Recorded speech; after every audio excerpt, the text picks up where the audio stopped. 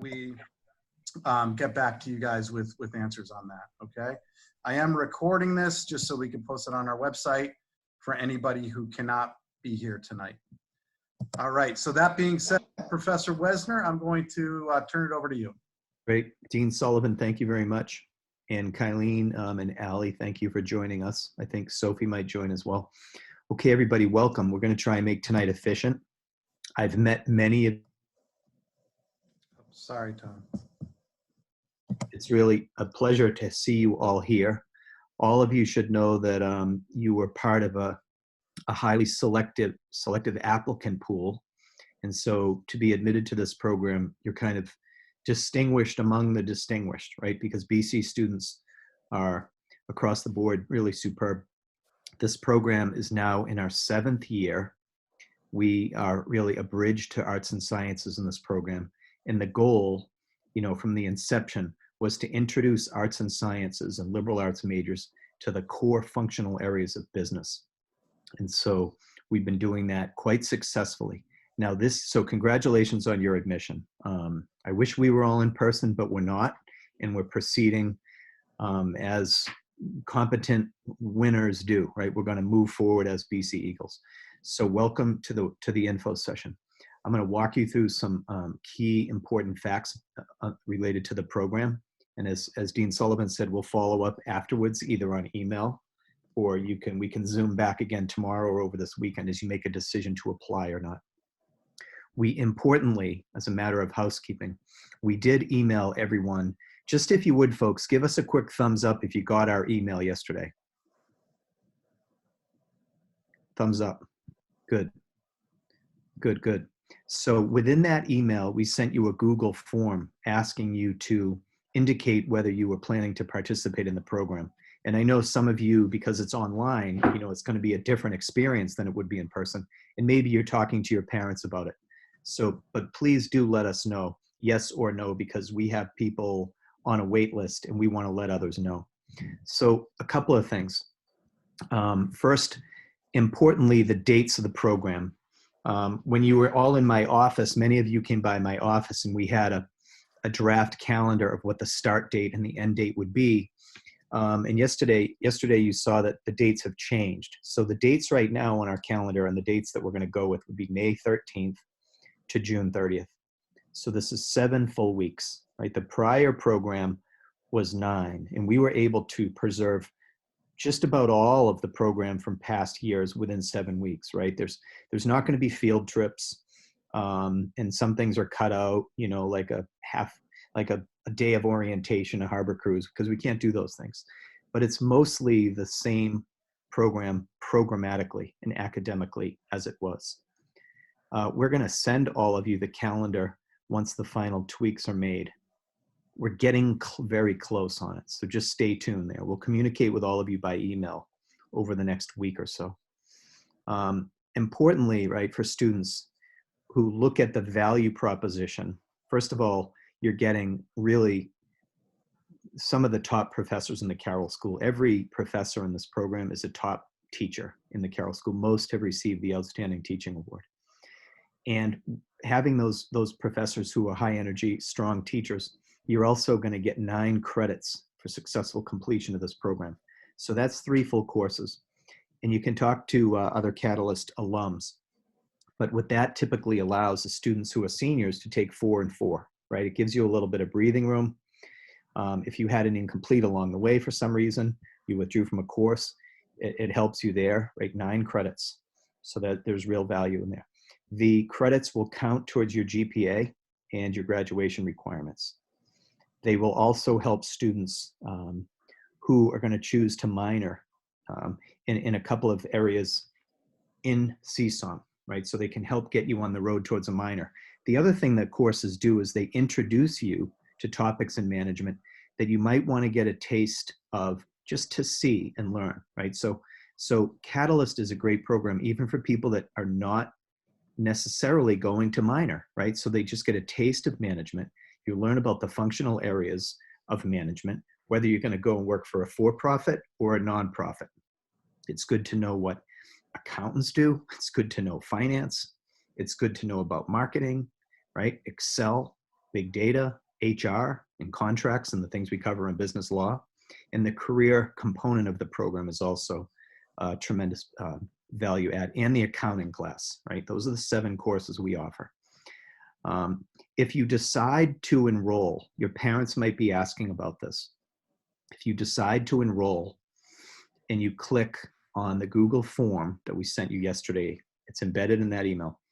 Our business office will send to Student Services your name and Eagle number, and then they will bill you as tuition would normally be billed. Our program fee would be billed and show up on your My Bill on portal if you do intend to enroll, just so you know that. The Carroll School of Management does not collect fees for any programs other than the deposit. Okay. Deposits received to date will be held. Many of you have sent deposits into our business office to Allie's attention. We have many of those deposits in hand. If you click, I intend to enroll, we're going to send that over to Student Services and that will be applied. If you decide to not enroll, we will hold your deposit and email you and return it to you. The program is structured so that you'll have AM and PM classes. We're very close to announcing the exact starting time, but you can expect Eastern Standard Time that the first class in the morning will start, around 10:30 or 11, and they're 2-hour and 15-minute classes. I think most every class will have a break in the middle. We recognize that being on Zoom, for an hour straight requires a break, and so the professors really get that, and they'll be providing breaks. They'll also be using the breakout rooms. And some will be recording asynchronously lectures that they'll post that you can watch at your leisure. And then when you zoom in for class, the class hours will be shortened. So there will be some modifications to the times, and there will be flexibility built into that. Again, though, the courses are basically going to be offered around 10:30 to 12:45, something like that, maybe 11 to 1-ish, and then an afternoon class as well for 2 hours and 15 minutes. I think that what we tell people, she's taken the program and is pursuing an accounting minor and an MSA in accounting after she graduates. It's a challenging program, yet the rewards are significant. Kylene, do you want to say anything about that? Yeah, I think like going into the program when I took it as the summer after my freshman year, and going in, I was pretty apprehensive about it, especially because you don't have to be in these classes. So I was worried, what if I didn't do well? I've never taken a business class before, and it's kind of just daunting. But the professors are so incredible, and they really are everything they're hyped up to be, and they really want to help you guys, and they still will want to help you guys even though it's all online. And I think it's a really exciting program to be a part of, even though this material will be new material for most of you. I just think it was an incredible experience, and yeah, now I loved accounting so much, even though the first day I thought I was going to drop out of the program because I was so scared of accounting. Now I'm minoring in it, and I'm going to pursue it as a full-time career and in grad school. So yeah, I just think the program could be life-changing. You just have to open your mind and let it be. Mm-hmm. And Kylene, when your cohort enrolled, remember at the info session, we talked about what students were concerned about. And many haven't taken math since high school, right? Mm-hmm. And do you want to speak to how your students got through, how your cohort, your class got through in finance, accounting, marketing, right? All these CSUM heavy classes? Yeah, I guess just don't be afraid of it. So I'm a math major, so coming in, I was looking forward more to the accounting and finance, but for a lot of my friends, it was the opposite. They were pretty worried about that, more looking forward to the business law side of things or maybe marketing. But it's really not as much math as you might think it is. It's kind of basic in my experience. It's adding, subtracting, maybe applying a couple formulas, but those formulas can be found in calculators and you'll have them in front of you. It's really nothing anything past like algebra or even algebra to begin with, it's nothing like that at all. It's just basic like everyday add, subtract, divide, multiply, and that's it. Hmm. So you really do not have to be good at math to do well in these classes. Thanks, Colleen. That was really helpful. Mhm. And the other thing that I wanted to say, folks, that all of you I know are in the Corona situation. There's a pass-fail policy that will not be extended through this program. So pass-fail will not extend this summer. A couple of things that I wanted to talk about briefly related to the courses and topics.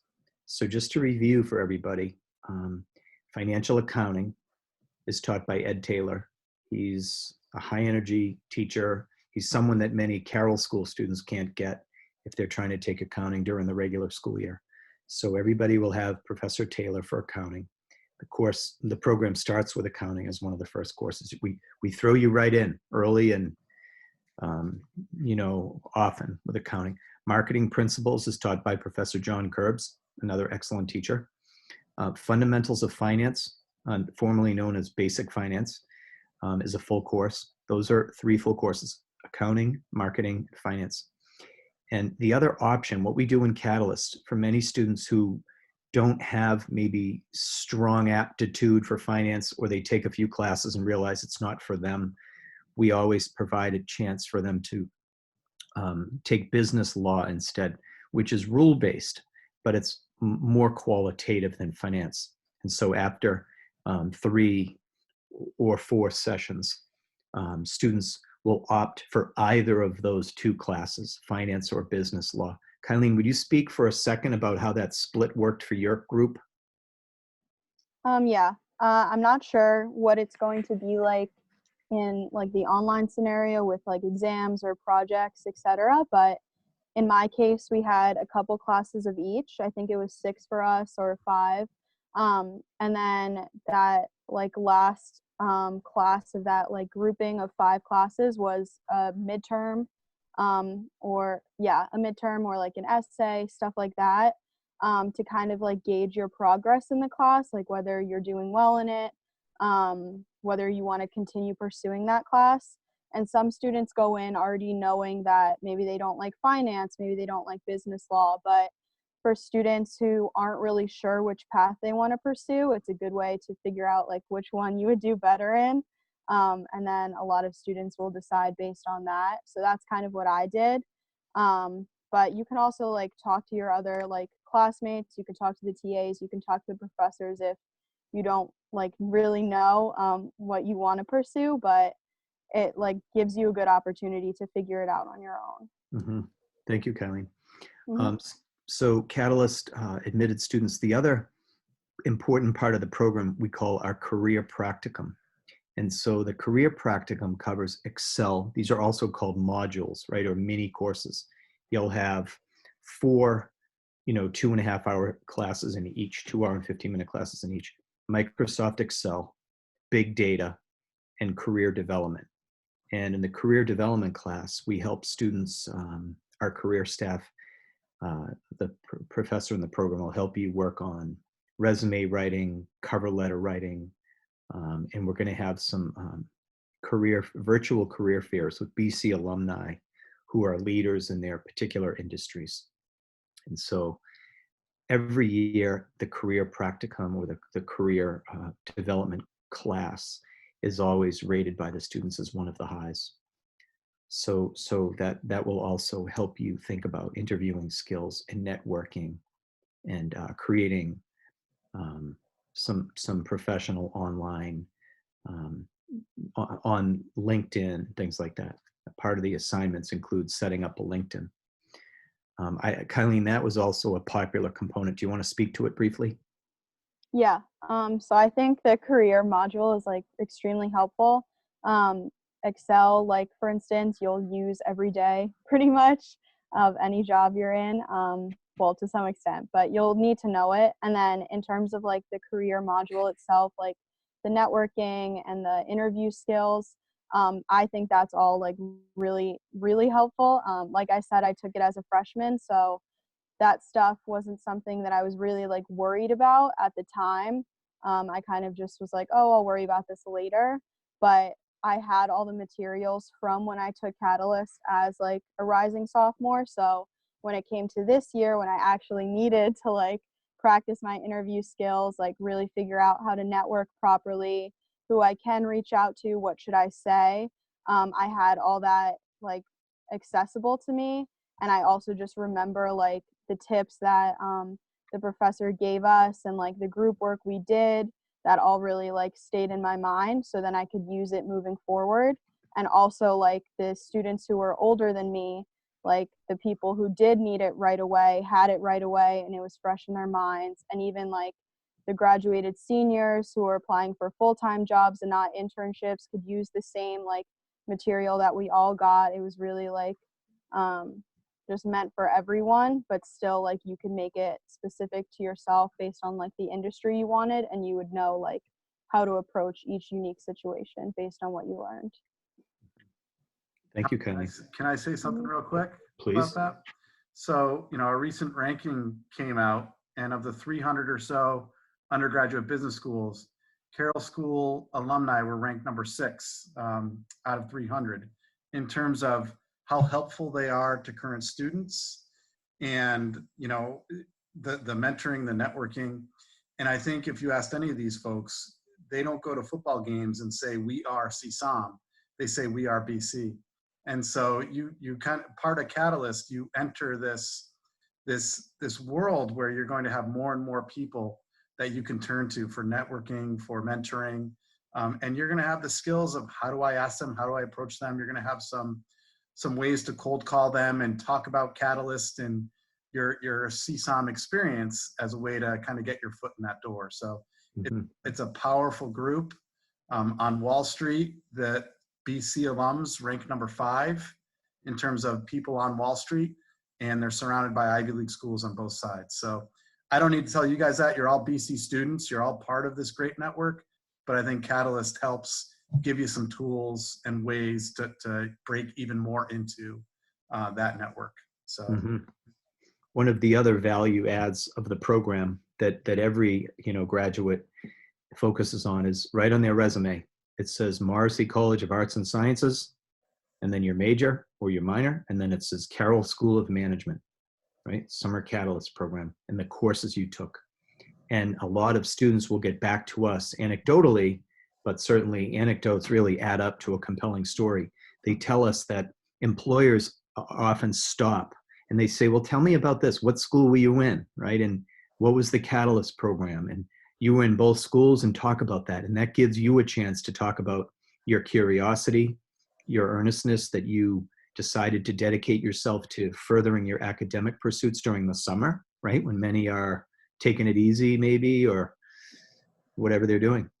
So that really helps students. Kylie, do you want to speak to that? I see you nodding enthusiastically. Yeah, so I just had a series of interviews recently, and in every single interview, like I would have multiple interviewers for each like specific company, and every single interviewer asked me about the Catalyst program, or like what my experience was in CSOM, or like what I'm actually majoring in, because I have 2 schools on my resume. But it gives you a good talking point because it kind of takes away from any of like the more pressure-filled questions, but it gives you a chance to relax too, and you get to share like, oh yeah, I was part of this great program that's highly selective, and they're like, oh, tell me more about it. And it's just, like I said, a great conversation starter, but also shows like how impressive you are as an applicant. So Kylie, it also gave you a chance to not have to talk about your boring major of being a math. Yeah, exactly. I'm teasing. Okay, so so that was really, and the other thing that just to mention to everyone, it's important to know, we find that our students like classes to be synchronous, right? They in real time, that students do tend to like that more. We're going to have, the majority, although there's going to be flexibility in our summer program, most of the classes will be taught synchronously, right? So there will be an expectation that you'll all be on. There are times we know that people cannot be, but faculty mostly will want to teach synchronously. But where things are important, they'll also provide the lectures on Panopto. They'll record. So if some of you are on the West Coast, for example, that can be challenging. A couple of you, I think, are in Europe. That can be challenging too, time-wise. So just so you know that. And we're also, students should know about text materials. Ali Galati is helping us organize a mailing from the bookstore. We're going to set something up where you can order all of your learning course materials from the BC bookstore. So stay tuned for an announcement on that. I mentioned earlier that a calendar will be sent out to students in a matter of days. So stay tuned for that as well. Now those are the talking points that I had for the Zoom session. We really wanted this to be an opportunity for you to ask, have no regrets, either chat in your question or just Zoom in and please tell us what you're thinking.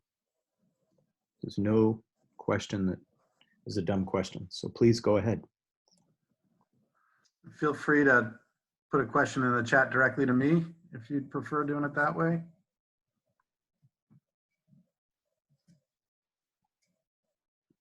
Avni, you always have questions. Come on now.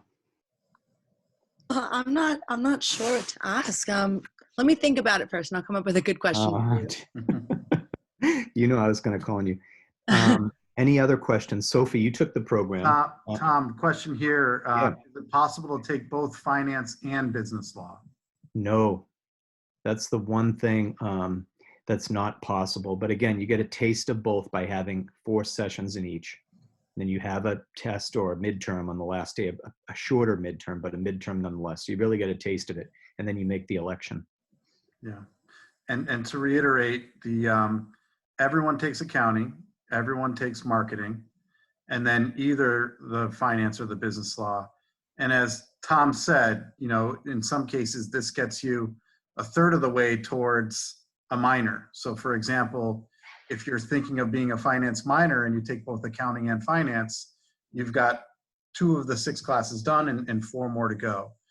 Accounting and marketing are the first 2 classes for the marketing minor. So if you decide to minor in marketing, again, you're a third of the way there. So another question here, Tom, do you think they'll get as much out of this program with respect to career development part and networking? I'm assuming, because of the format of being online versus in person. My take on that is that it's harder for people to motivate online. I mean, we're speaking to students tonight with students who have been online for the past 6 weeks. So my sense is that it's harder to engage online and remain focused as maybe in person, but this is a motivated group. So you get out of it what you put into it, right? This is valuable time while the rest of the country might be, sleeping or on this forced kind of quarantine. You put time in, you're going to get a lot of attention and a lot of help with your career planning. So, another point about that is a lot of our recruiters and employers were moving to virtual interviewing even before all of this. I think because all of this, it's only going to increase. So I think it's quite likely that a lot of your interviews and applications are going to be kind of virtual interviews and applications. So I think that to practice it in this format in some ways is going to put you at an advantage. You'll be able to easily pivot back to kind of the in-person style, but you'll be a lot more fluid with and adapt and adept at the virtual ones too. Mm-hmm. But in terms of curriculum, the curriculum is going to be the same. They're going to cover the same things and they're going to prepare you in the same ways. Another question, will there be group projects or work on Zoom or Canvas? I would say in talking to the faculty members, a lot of them will include group projects. Some of the group projects will be done during case time in breakout groups. I think a lot of the faculty that we've talked to are talking about a real kind of multimodal experience, that it won't just be straight Zooming for 2.5 hours. It won't be straight being lectured to for 2 hours, 15 minutes. You'll have a lot of kind of breakout groups, group work, etc. I think that's something that we do quite a bit of in the Carroll School. So you'll get a taste of that. Mm-hmm. Someone's asking who the finance professor is, and our fundamentals of finance is the name of the course now. It's Professor Rob James. Yeah. High energy, tells a lot of terribly corny jokes, but a wonderful guy, great professor, great teacher. Yeah. All right, a couple of questions real quick. I think this is a very important question. I think it's a difficult one for all of us, but the question of the cost, is the cost the same or is it being lowered because of the coronavirus and the recession? The cost is the same because the folks who put the cost together feel that the value is exactly the same. That being said, some of you may not have applied for financial aid and your situations may have changed. So, for those of you who haven't had a chance to apply for financial aid or want something to be reevaluated, I think, Tom, is there a way for people to do that? Yes, there is. You could send an email to me. I think everyone has my email. Wesner. Okay, Yeah, great. Tom Wesner. So kick it off that way. Good. So we're going to work with people one-on-one to try to help out there. Mm-hmm. Another question, if a student already took basic finance, do they still have to take the 4 sessions or can they just go directly to business law? If they've already taken, basic finance, do they have to take those 4 sessions or can they just already pre-decide that they're business law? yeah, our practice on that, and this has happened before, is that it's kind of an all or nothing, folks, right? In the modules, in that case, that finance class would become a module, right? A mini course, and those are pass fail. And so, students in those situations work it out with the professor. If you go to the professor and say, listen, I've taken the class, the professor will probably say, well, I'd like you to sit in and do this or do X, Y, or Z as a project, or show me that you've participated somehow. But they work it out with you, because again, we know at BC you've already received credit for the course. Here's a question from about someone who's yet to take an online test for any of the classes this term, and so how will test quizzes be done? I think that what I've seen this term with a lot of Carroll School faculty is they've pivoted away from that high stakes testing, that 2-hour final exam, memorize, sit down, take, to more of like a take home or an open book or a format like that. So I think people are rethinking that, and I don't know if they've decided yet exactly what it's going to look like in Catalyst. I think if there are any online tests, they'll probably start as very low stake quizzes. There's I don't know if any of you have used Proctorio. It's a platform that basically allows you to take a quiz or a test in real time through Canvas, and it locks down your browser, and then your camera is there so your professor can kind of see you if you're like looking at your phone or things like that, I guess. If anything like that is done, it'll be done in a low stakes kind of practice way, because it is new for a lot of people before it any other way. But I think you'll see more either low stakes assessments rather than one big high stake one. And I think you'll see more open book style things and more take home. But what I think management education does really well is application, right? Application. You might be a math major or an econ major or an English major, and a lot of that is more learning the theory of the discipline. And I think what management education is about is applying the theory. So in some ways, the open book style or the take-home style is a better way to assess, because you can actually apply things. And that's the way you're going to learn. It's not the cram it in, spit it out in 2.5-hour final exam, and then forget it, right? And then purge your brain and move on to the next one. It's more about applying things and learning how to use data, to use management, to think critically. Mm-hmm.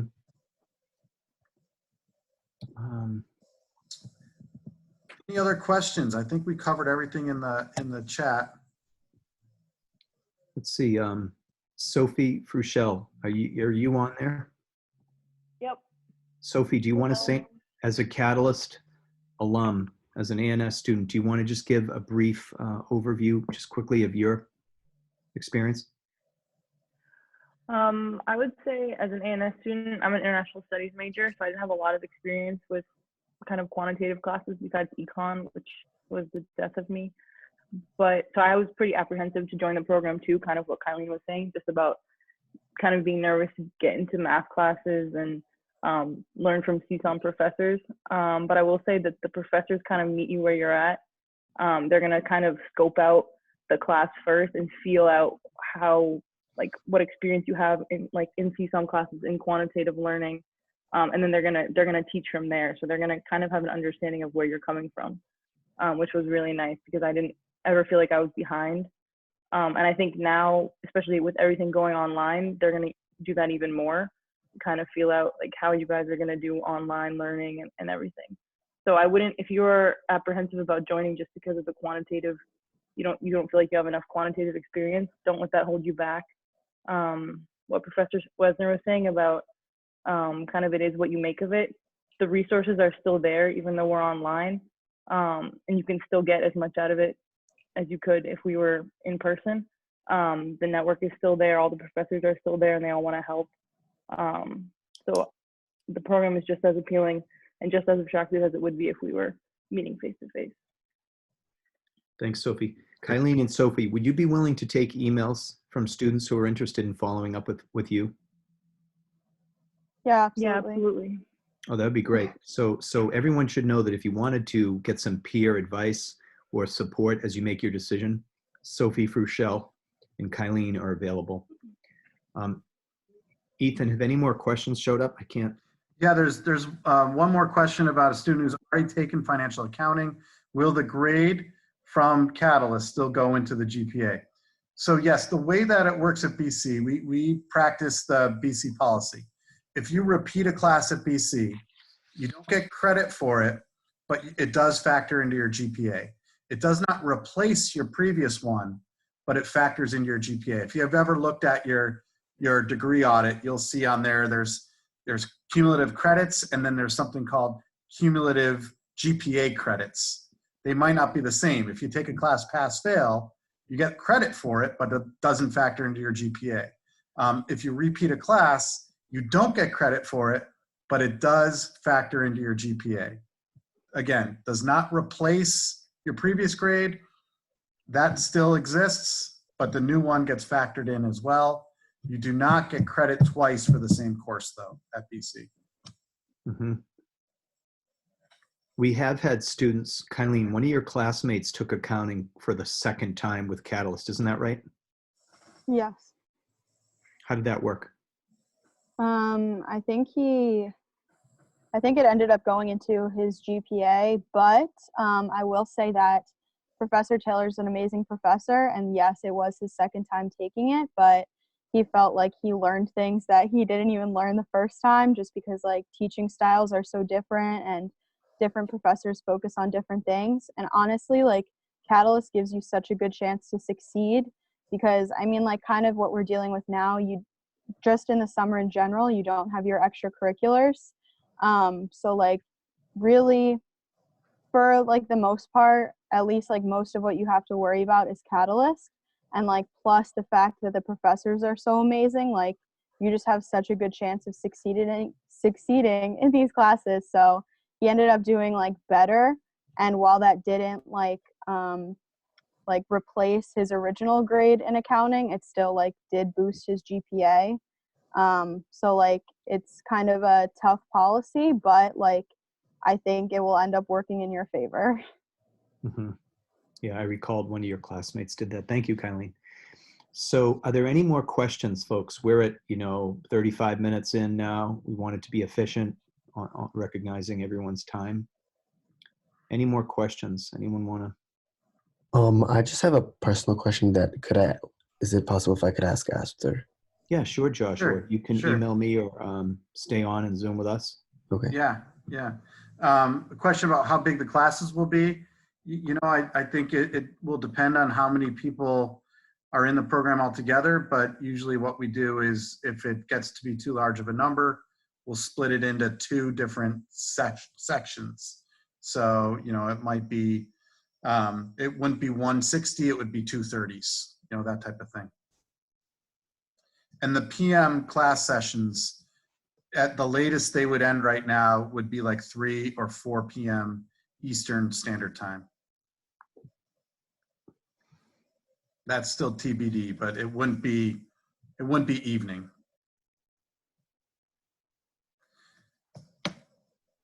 All right. So, Okay, folks. you know, because this is being recorded, Josh, if you've got a question, what I would say is, why don't you email Professor Wesner, and you guys can set up a time afterwards, or just email him your question. I don't want your question to get recorded and then be posted on the web. So, Okay. Okay. all right. All right. So, and that goes for all of you. Any questions you have, reach out to any of us. I see Sophie and Kylene's emails up on the chat, and you know, we're all here. My email is on the most recent email you received, as is Tom's, as is the Catalyst email.